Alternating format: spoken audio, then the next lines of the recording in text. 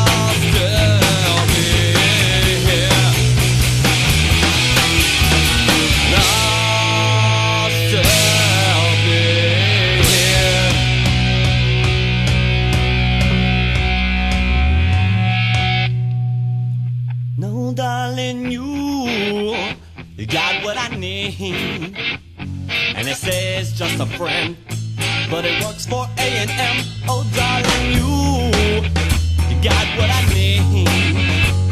And you say he's just a friend, but he wants to buy your band.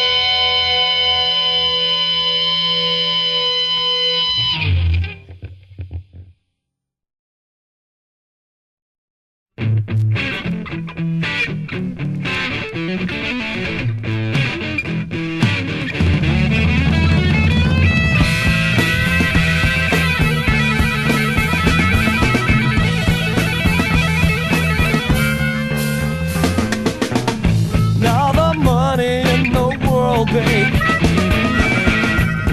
ain't never gonna make you happy. No, no, no. All the money in the world, babe, ain't never set nobody free. No, all the wealth you can steal and hide away ain't never gonna bring you no kind of security. Cause I know just about everybody else in the world, babe, wants to burn down your house and steal all your money. Ain't life a drag when you got it all? Then you gotta find out it's not what you wanted after all. Ain't life a drag when you get everything you want, just about nothing that you need.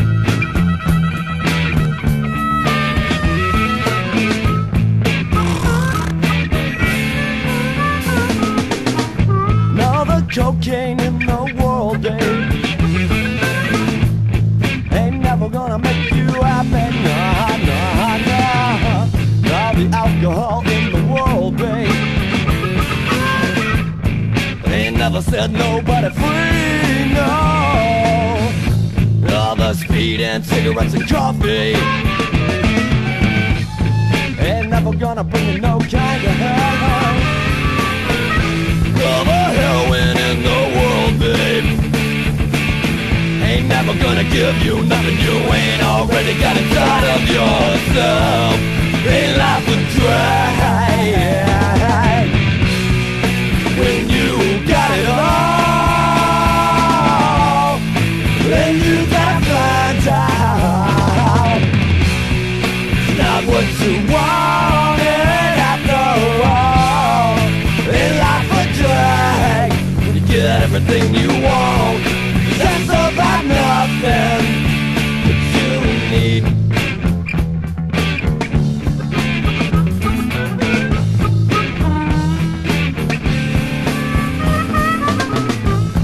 They told me big muscles on my arms were more important than what's in my heart.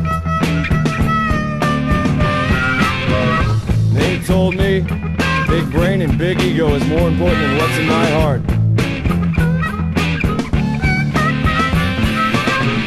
They told me big cock between my legs is more important than what's in my heart.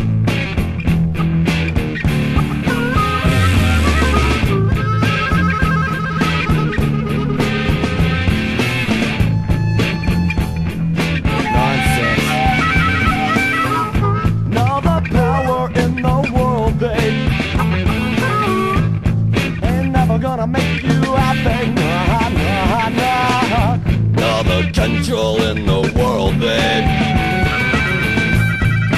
never set nobody free, no. And all the people that you can intimidate, it ain't never gonna make you sad. What you gonna do when everybody's got their sights on you? What you gonna do when everybody's got their sights on you? Ain't life a drag when you got it all?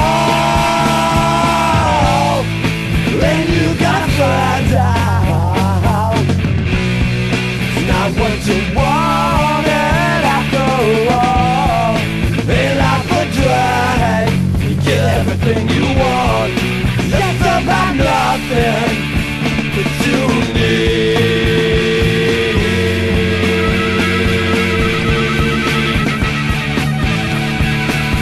Nothing you need.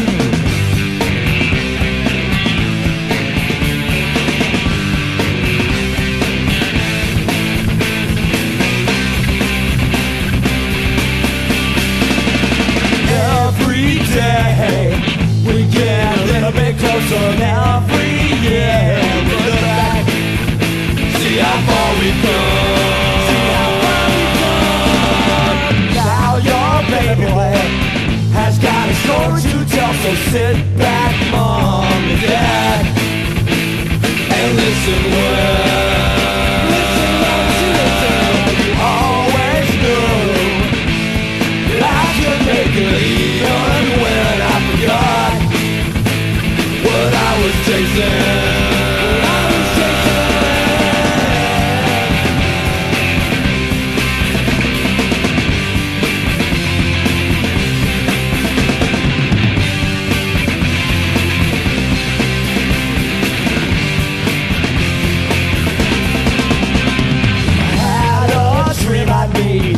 Such a sweet little girl to share all the love that you taught me, and friend too was good to me as you. But now all my dreams, they have come true now, which leaves me with one final tour to say thank you for all the time you gave, and all the irreplaceable love and understanding. Always cherish the good times that we had, all the good times.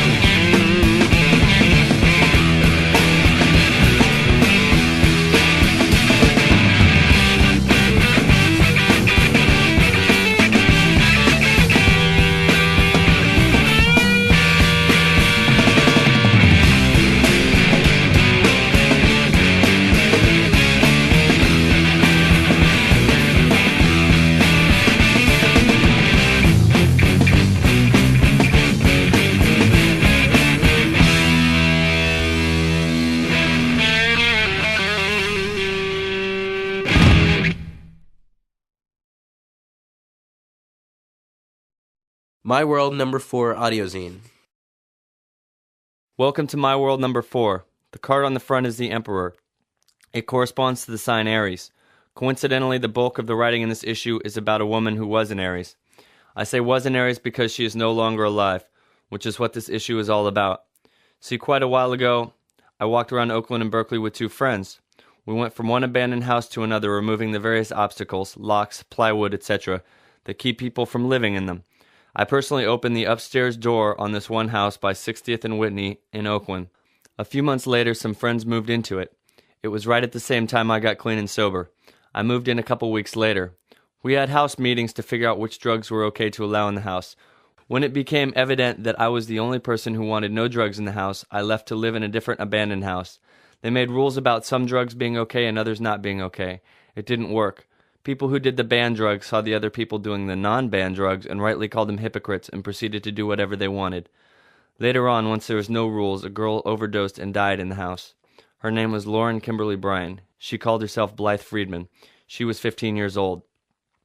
After a while, I found out that the story that was told to the coroner was the only one that was told to the girl's parents, and they didn't even know what really happened. I wrote them a letter. I wasn't really sure if they would want to hear from me or if they would call the police on me or what would happen, but I have a child also, and I thought they deserved at least the truth. I got a call from her mother and talked to her, and she eased all my fears about prosecution. After a while, I asked her mother to write something for my zine, and she was gracious enough to oblige. I put all this together in hopes that some of you that happen to be addicts or alcoholics can hear one voice that isn't a teacher or a cop or a parent or a TV commercial tell you the truth about what drug addiction and alcoholism is all about. I found that somewhere along the way I lost control of whether or not I used. I found myself doing things that went against my values. I found myself compromising every part of my life in the never-ending pursuit of using every day. I put together the contents of this magazine in hopes that if you are already on the road of daily use, that you might see that the road leads to a grave, in hopes that you might find yourself important enough to pick up the phone book and the phone and find yourself a detox or a withdrawal program or a residential treatment program or AA or NA or rational recovery or secular organization for sobriety, or write to me or find somebody you know who is clean and sober, or whatever might work for you. No matter how many times teachers, parents, peers, or cops have told you you're a worthless piece of shit, you don't have to believe it. It is a lie. You deserve a life that you don't need to escape from. Since I never know if the police might end up listening to this audio zine, I need to clearly state, everything in this issue may or may not be fiction. Some thoughts from Lauren's mother. My name is Dana Bryan. I am Lauren's mother, and I want to tell you a little bit about her. Lauren Kimberly Bryan, also known as Blythe Friedman, was born April 12, 1979. We thought of her as our special birthday present that year because her dad's birthday is April 13th and mine is April 14th. Although Lauren was our second child, she was an only child because our first daughter, Allison, had died following heart surgery when she was only 17 months old. I am convinced that losing a child is one of the most difficult challenges which a person can experience. After being a full-time mom for 19 years, I now find myself with no children. There are so many things I would like to tell you about Lauren. She was extremely intelligent and had many interests and talents. One of her earliest interests was her love for animals, not only the cute, cuddly ones, for she had a special attraction to reptiles, too. We have had many pets: cats, dogs, rabbits, a lizard, a tarantula, and even a pet snake, a ball python named Sam the Snake, which we still have. From the time Lauren was very young, she loved to read.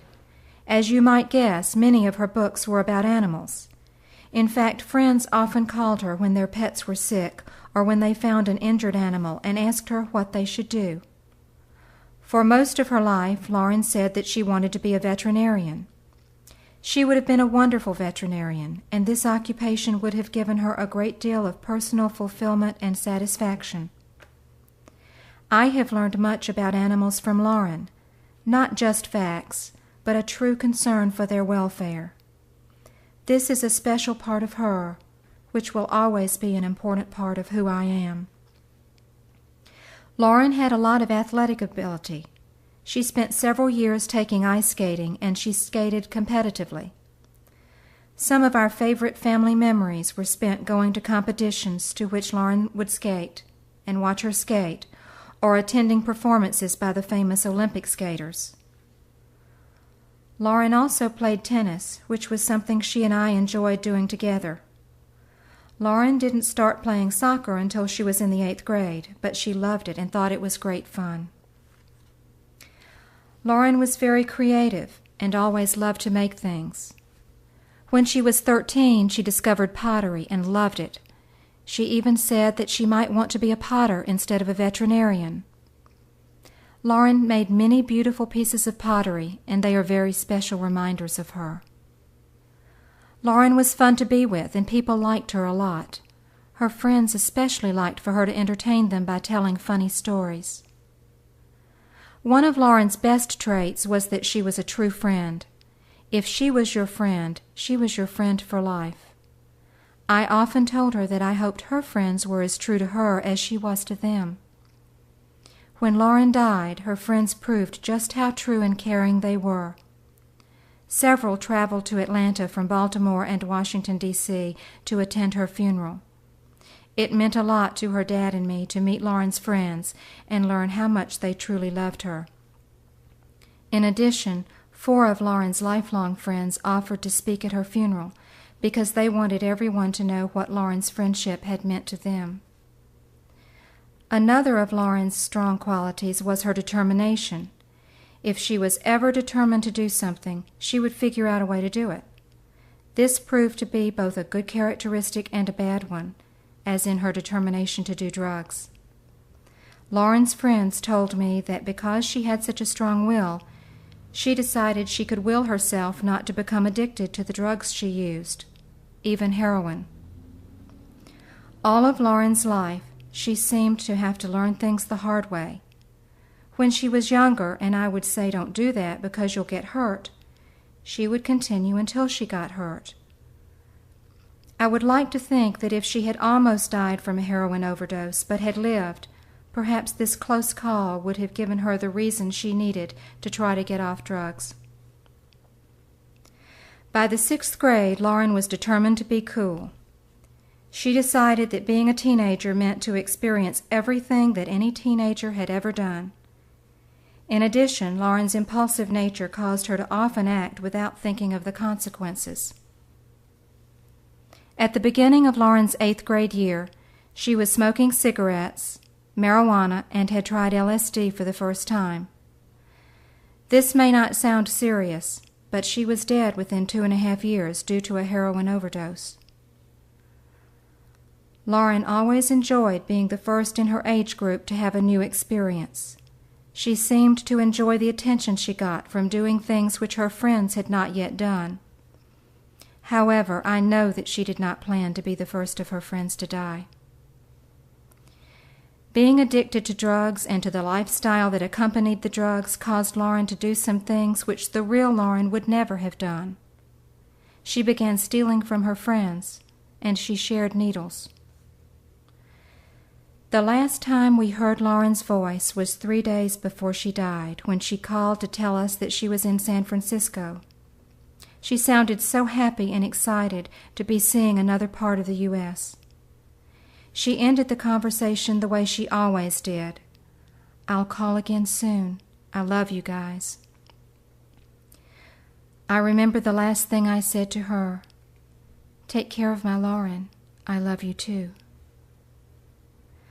3 days later, a call came at 3 a.m. from the Berkeley police to inform us that someone by the name of Blythe Friedman was there due to a drug overdose. At first, I didn't realize that he was telling me she was dead. I envisioned myself getting on an airplane and flying to California to be with Lauren in the hospital. I planned for this to be the turning point which would motivate her to decide to face her drug problem. However, I soon realized that my daughter had actually died due to a heroin overdose and that she would not get a second chance. The autopsy showed a heroin level of 18. A level of 8 is considered high. If Lauren could come back today, I believe that I know what she would want to say. I know she would say, I didn't want to die. I wish I had a second chance. I know she would say, drugs are not cool like I used to think they were. And I know she would say that if a friend offers you drugs or tries to get you to take drugs, they are not really your friend. Lauren's poem. They follow me wherever I go, corrupt things that few people know.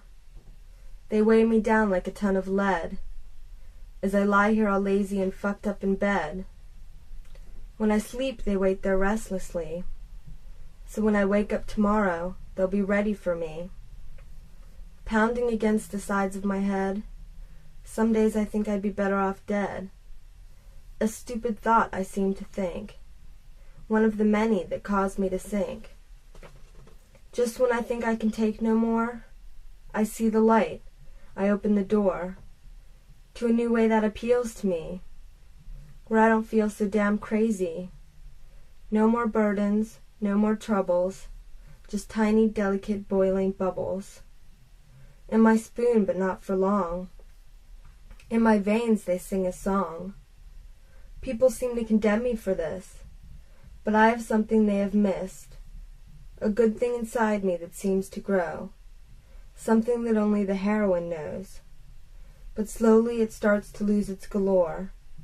Day to day I'm becoming a whore, stuck in a gloomy confinement of a capsule I thought did represent the happiness I once yearned to feel. Fuck, this wasn't part of the deal. Back in my head I go again, just the way it was back then. But now I've got something else after me. To get rid of it won't be quite so easy. This was written by Lauren Kimberly Bryan, who died on March 26, 1995 due to a drug overdose. This was 3 weeks before her 16th birthday. Lauren's parents share this poem with the hope that its message will reach others and may play a part in helping others to have the courage to face their own personal issues and substance abuse. Lauren.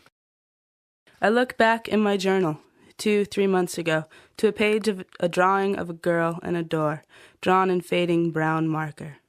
There are many hastily written words on the journal page, but the most hastily written on the top, a dream about seeing death on my front doorstep. And the door was see-through. I saw death at my front door, could see it coming. I think back to almost a year ago, to the first time I had thought this dream was about the wrong person. I know now that the real person's name was Blythe, or Lauren, whichever you prefer. Now I can fit this name into the dream as I wrote it. The last scene was walking up to the front door from the inside. No runes, it was dark, the door was closed, and a smaller door to view someone at eye level was opened. It was raining out, it was dark. Blythe was slowly, heavily walking up the stairs, or had been. On the way from the steps to the door, she'd been stabbed in the back. Her killer's shadow was receding back from her down the steps. I knew this because she was wet, leaning against the outside of the door, and her face was at the smaller viewing door. The door was invisible, is how I knew. I was rushing to open the door. It had just happened, the stabbing. It was too late, though. I knew by her eyes, sweat, and the way her body leaned toward me. She was going to fall in at me when I opened the door, dead. Her killer's shadow, blue, purple, brown, spilt down the stairs. I wrote this in the earlier part of January, 1995. I was living in a squat in Oakland on 60th Street. 2 months later, I was living in the same squat. On my birthday, March 19th, I had been up for 3 days on methamphetamines, and I decided to sleep. A very dear friend of mine from Austin, Texas, came to visit me later that night or the next day. I don't clearly remember which. I was severely depressed. Go figure. And he thought it was the speed. We both agreed not to do any more. 5 days later, I got out of bed. I hung out in the common space downstairs. I lived upstairs, so this venture was supposed to be social, and I watched 3 men who were older than me smoke crack, none of whom had a room there. A guy and a girl walked in on their way to the front room, which was the living room. A guy from New York, a guest of someone's, and some girl, young, punk, with big round eyes that I seemed to recognize. We looked at each other and giggled. I introduced myself, shaking her hand. She introduced herself, and we laughed at our formality. Her name was Blythe, she said. I said I'd see her tomorrow and we'd hang out. She nodded and smiled, and we went into the living room. 10 or 15 minutes later, I heard a sound coming from the front living room. I couldn't figure out what it was. It sounded grating, rhythmic, like coughing or a sore throat or harsh breathing. I asked what the noise was, but no one in the room knew, so I went in the living room to see.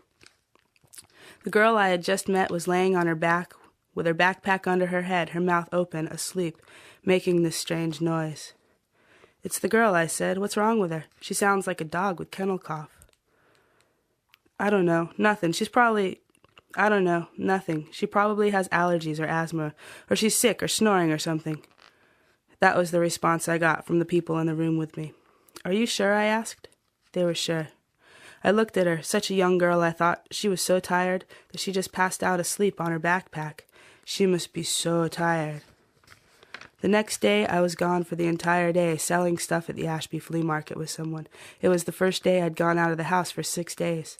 It was Sunday, March 26th. I returned to the squat between 9 and 10 o'clock p.m. There was this guy who said his name was Chaos. He later changed it to Joel and God. He said, "You gotta see this girl in the living room. She overdosed on heroin, but she's fine now. She's just sleeping." He said this as we were walking to the living room, through the kitchen, the hallway, the common room. I was pretty confused as I followed. There were quite a few people there just doing what looked like normal social things. In the living room, Blythe was laying on the floor. She didn't look all right to me. Her color looked all wrong. She was pale, and her lips looked like porcelain. "She doesn't look fine to me," I said as I knelt down to check her pulse. "Oh, no, she's fine. We already took care of her, and she's just sleeping now," said Joel, Chaos, God. But I found her pulse. It beat 3 times, and then it stopped. I was in a panic. I was in shock. I felt her pulse stop. I told Joel, and we looked at each other for a second, and I knew that we should give her CPR, but I couldn't think clearly. Instead, I ran downstairs to the basement to get help from someone. I started to say his name. "I know, the girl in the living room. I already helped her and put her in the shower," he said, responding to my fear. "But her pulse just stopped. We need to do CPR. Will you help?" We ran upstairs. Joel was still there. The other guy started to do CPR and looked in her bag. He found an asthma inhaler and used it to help her with the CPR. He told me to lay down next to her, keep her warm, hold her hand. I did. I laid in the blanket with her. I held her hand. I tried to give her my body heat. She was cold. I put my most special ring on her finger and told her in my mind that I did that. I kept telling her that if she wanted to come back, she could come back, to please come back, that it was all right. "If you want to come back, come back. Please come back. If you want to come back, come back. Please come back. It's all right. Just come back." I saw a wooden scarab beetle laying on the floor near her things. I grabbed it and put it between our hands. Her hand was cold. There was no return of heat. It seemed to me that I could feel her spirit traveling. It seemed to me that I could feel her fear, that it was because she was starting to realize how far out of her body she was. It seemed like she was afraid that she couldn't come back. I held the scarab beetle between our hands and told her that the scarab beetle was for travel between the worlds of life and death, that it was all right, that she could come back if she wanted to, that she just had to want to. The CPR worked enough to get a faint pulse. It kept coming and going. Her color wasn't coming back. By then there were a few more people around. An older drug dealer, a friend of mine, looked concerned. I didn't know she was so bad. We could shoot her up with salt water. I've seen people come back from worse than her. "We need to do something. We need to get her to the hospital," I said. "We can call an ambulance," someone else said. The idea had time to pass through my head of an ambulance and cops in our squat, and how many people would get busted, and that I was the oldest girl there, and that there were lots of older guys that would probably be held responsible for a lot of the minors there, that our house would be closed, and at least 30 people would be homeless again, all because we couldn't be more resourceful than to call 911. The answer was strongly no. Someone suggested that we go ask people at a nearby house who had been friends of ours to drive her there. We had used these people for food, showers, laundry, everything we could. They were a little older than a lot of us squatters, and they really provided for us. I got upset that none of us could think of what to do for ourselves, that we only had a way of putting our problems onto someone else to be taken care of like we were babies. I asked why we couldn't help ourselves, why someone else always needed to help us. I thought of a friend of mine that lived less than a mile away. She had a truck, and although she'd seen me go downhill on speed, she'd still been my friend, enough to get upset about it, enough to question me, to tell me I was just turning into someone who did speed, not being my special self anymore. I offered to go get a truck, take her to the hospital emergency room, and leave, if someone would stay there to see what happened and divert the cops from our squat in case of emergency. Joel/Chaos/God said he'd go to the hospital and do that. I left to get my friend's truck with my older drug dealer friend. We walked so fast we were at a slow run. I knocked on the door. She answered. I told her I was in an emergency situation. I couldn't tell her what happened, but that I needed to use her truck, and that when I brought it back, I'd tell her why. Amazingly, she gave me the keys and I left. I got back to 60th Street and parked in front of the squat. I ran inside. The guy from the basement was laying on the floor next to her, smoothing her forehead and comforting her. I put her pants on her. She'd been thrown in the shower earlier and was wearing a shirt and underwear, still a little damp. I put her socks and her shoes on her. We wrapped a blanket around her. The guy from the basement grabbed her bag and reminded us to bring it, so that when she woke up, she'd have her stuff. He looked at an ID. On it, her name read Blythe Friedman. He looked at me. It was chilling. Joel/Chaos/God looked at her address book and said, "Oh, she's from my hometown, Atlanta, Georgia." The other guy made sure her address book was in her bag. He picked her up and carried her out to the truck. We put her in the middle on another blanket, and I began to drive to the Alta Bates emergency room. I was scared that by trying to help her, I or anyone else involved was going to be held responsible. I suggested to Joel/Chaos/God that nothing be said about the squat. "It's all right. Everything will be fine. I'll stay. I'll tell them we found her somewhere. Just me and you under a tree or something. No one will get in trouble. It'll be fine." I was really afraid of getting in trouble. I helped to make the story sound more realistic and vague. There was silence after our conversation, during which I felt fear. Something in me was already doubting that she'd come back. Something in me was saying that she was dead already, but I was trying to replace that voice with an invitation for her to come back if she wanted to please come back. I parked the truck a block away from Alta Bates. Joel/Chaos/God helped me get Blythe from the car. I carried her for a block to the hospital. She was so limp, so heavy in my arms. My whole body was supporting her, but she felt entirely still. Inside the emergency room lobby was well lit, fluorescent, and busy. I walked up to the automatic glass doors to go back to the hospital part and said to the nearest nurse, "We've got an emergency here." "You can't just say that. You've got to tell us what's going on. What happened?" the nurse yelled.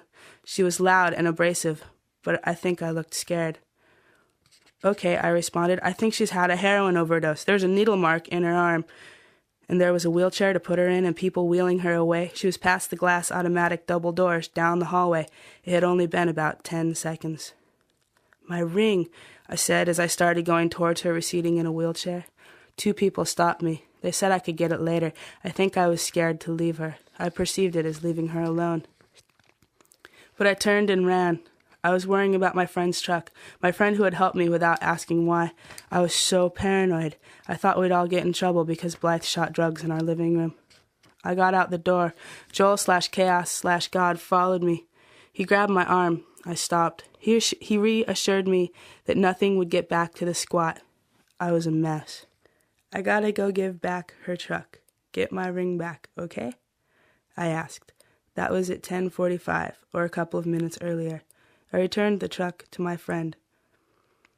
On the way, I saw an older drug dealer friend of mine who'd gone with me to get the truck. We dropped the truck off together, and I told her why I needed to use it. She was sad and disgusted. We walked home. "She'll be fine, Elvie Jo, don't worry," he said as we walked. I tried to empty my brain. I occupied myself with someone who came to visit until Joel/Chaos/God returned. That was sometime between 2 and 3 o'clock a.m. He came to my room. He told me and my friend that she'd died. She was pronounced dead about 10 minutes after we brought her in, he said. That was at about 10:53 p.m. Later that night, alone in my room, I was scared. I wrote in my journal. "I'm scared to be alone right now. I want to, I think I need to, feel another life around me. Some girl, I saw her, eye to eye on the avenue. I met her face forward to hers. Blythe was her name.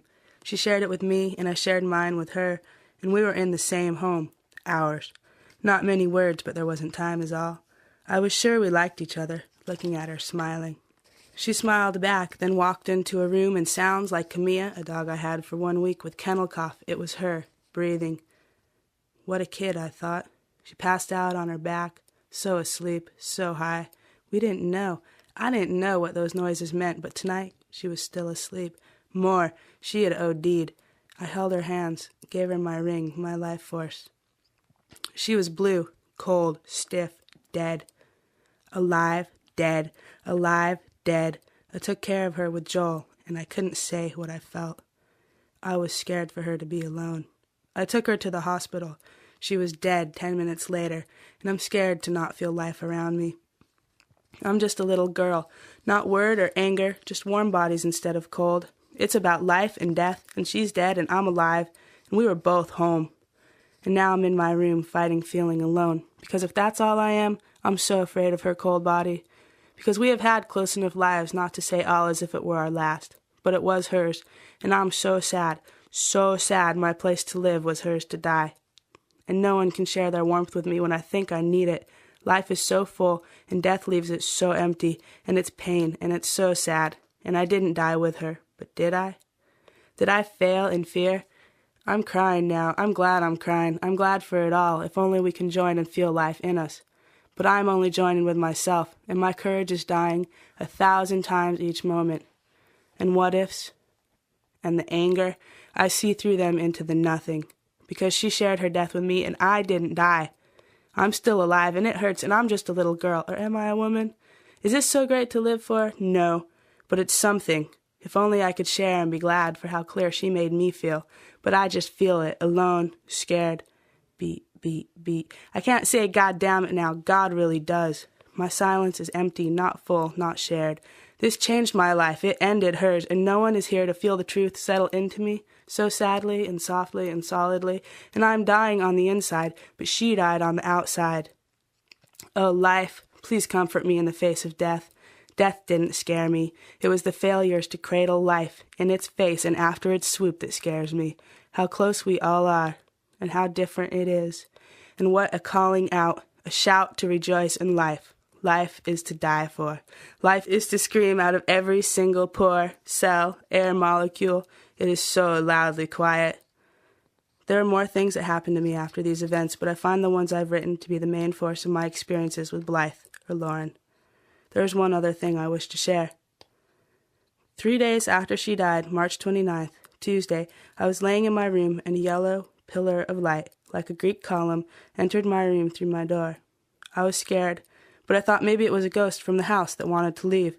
I told it out loud, "If you want to go out the window, you can go out the window." Instead, it moved in back of the door, exactly the area I stood in to paint. I said, not knowing what else to say, "Peace be with you." The yellow column started to disappear from the bottom up and looked like a stalactite and was gone. It left a heavy presence, a huge feeling of peace. I'm very sure it was Blythe's spirit finding rest and leaving this place. To the 15-year-old girl that I never met. Not like a light bulb. No, it didn't happen that fast. More like a candle drowning in its own wax. The flame sputters. It gets faint. It flickers and goes out with a hiss when you're not looking. A little tss, and it's all dark. Sometimes things go out when you're not looking. Sometimes things go out when you're not paying attention. Sometimes they sputter and hiss and die. Sometimes when you're caught up in your own thing, life, hate, anger, mistrust, sex, trust, magic, love, blah, blah, blah, the small things, they die out and become nothing. I saw it coming, noticed the flame was dimmer, saw it flicker and wave, making shadows move up on the walls. I just didn't have the courage to blow it out myself, get it over with. You've all been teetering along on candlestick legs. Concrete is so hot, I know, and you've melted some of you up to your genitals before noticing the pain, before noticing the flickering, the faintness of the flame, before hearing the final hiss. She went slowly, like a candle, not like a light bulb which can be turned on and off at will and can be replaced. I know it must have been terrible for that girl. But you play with fire and you get burned. You melt, You sputter and die. Sss.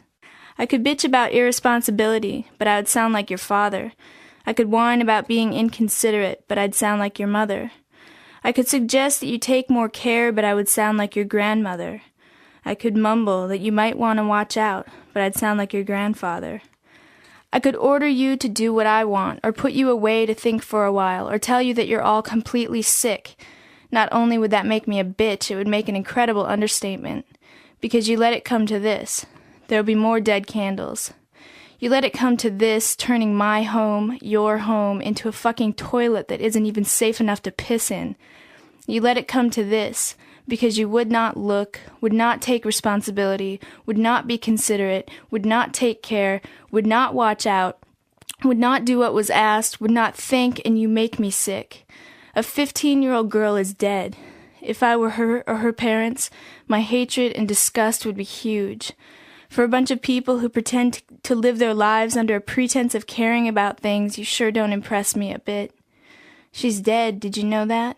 She's dead, or didn't you notice? She is dead, have you heard?